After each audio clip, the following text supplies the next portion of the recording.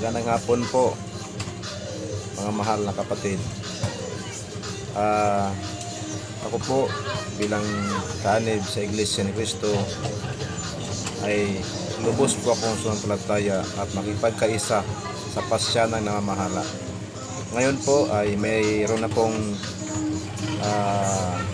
sinabi sa tagubilin kaya sa pagsamba. Nadalo po ako sa isang malawakang gawain ng iglesia darating na Enero 13. Sinirikular na po na kami po ay magkakaroon ng peace rally.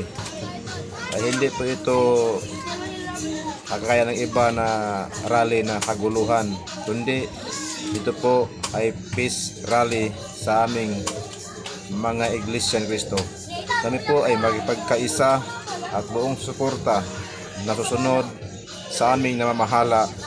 May lagay ng Diyos sa loob ng Iglesia ni Cristo na bilang bayan ng Diyos sa huling araw na ito. Kaya kami po sa loob ng Iglesia ay patuloy na magpasakop at susunod sa namamahala para mamagitan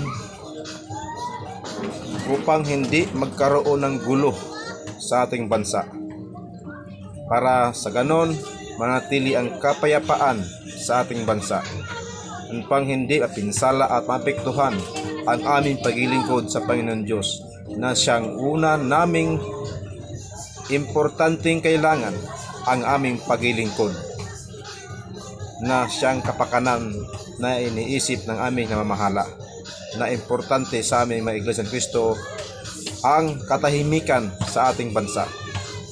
Kaya buong puso po akong makilahok at makiisa sa peace rally na gagawin sa Enero 13.